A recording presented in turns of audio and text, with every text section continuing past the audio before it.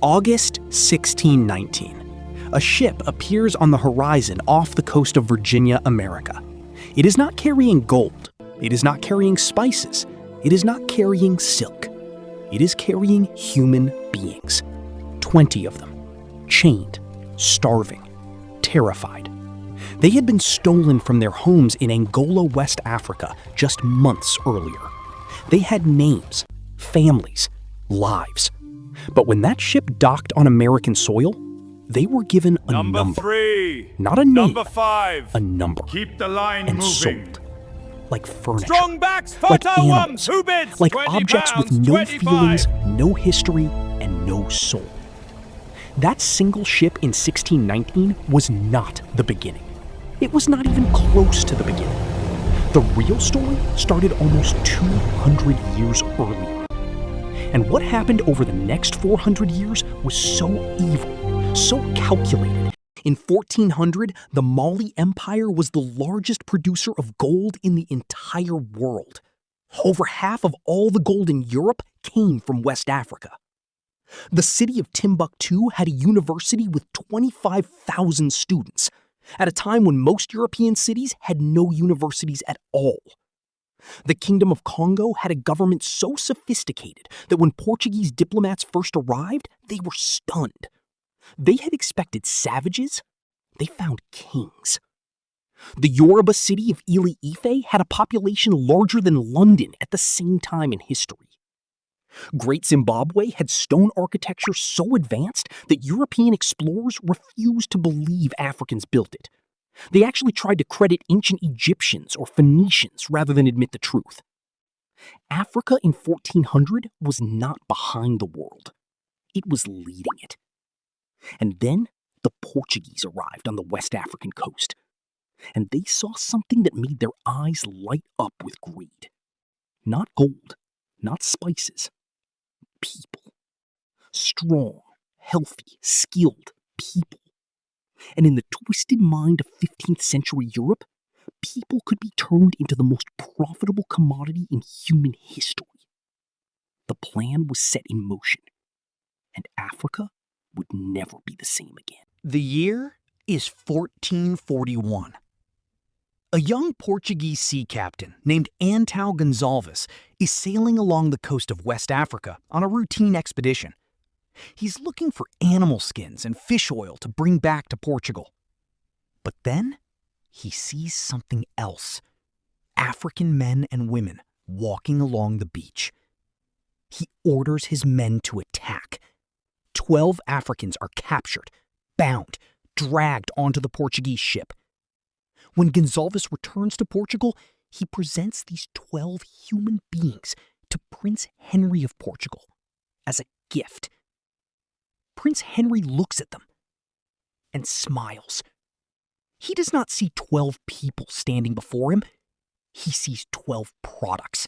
He sees profit. He sees power. He sees a business model.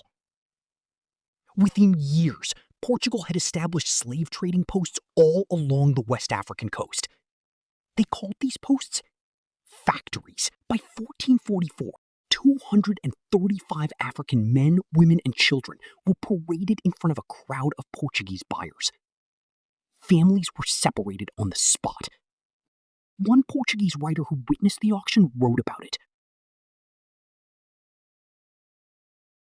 Now here is the part of this story that history books almost never tell you. The European slave traders could not have done this alone. Africa was too large, too powerful, too populated for a handful of Portuguese ships to simply raid at will. So they did something far more cunning. They turned Africa against itself. European traders arrived at the coast carrying something African kings had never seen before.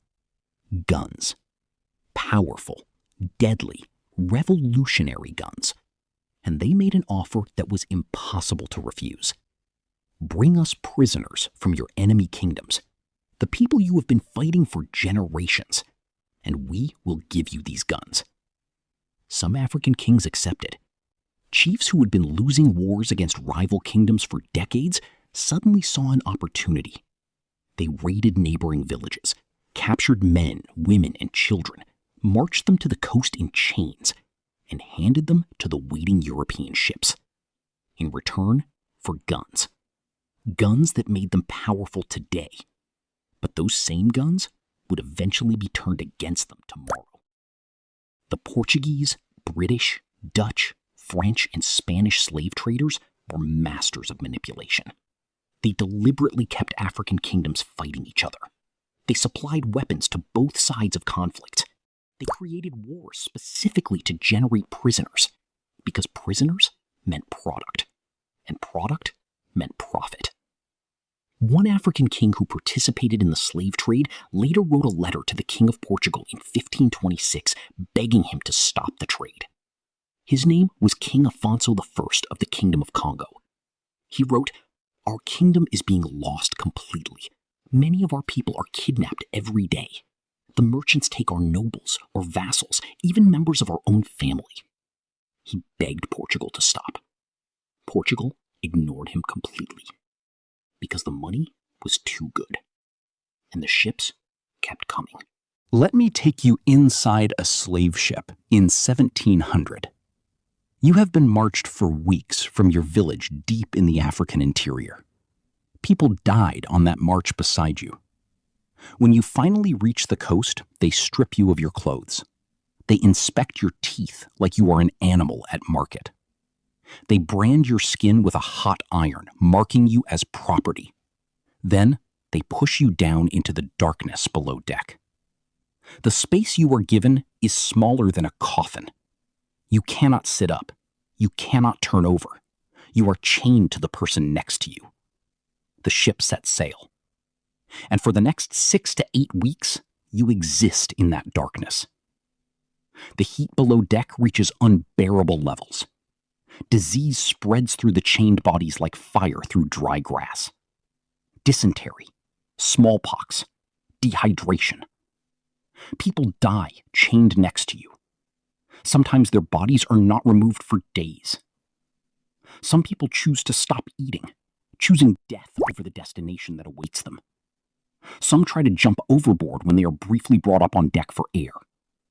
The sailors have nets along the sides of the ship specifically to catch them, because dead cargo has no value. Historians estimate that between 15 and 25% of every ship's human cargo died during the crossing.